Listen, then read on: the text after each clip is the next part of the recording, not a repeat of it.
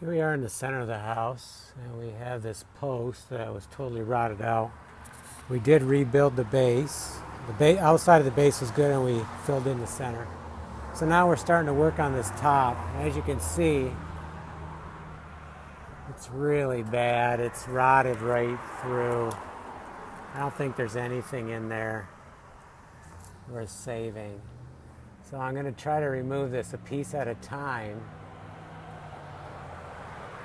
Maybe if I can get this outside piece off, I can then clean out the center and put something in, and then maybe take that right down to the base and then start building from around it. I'm not sure.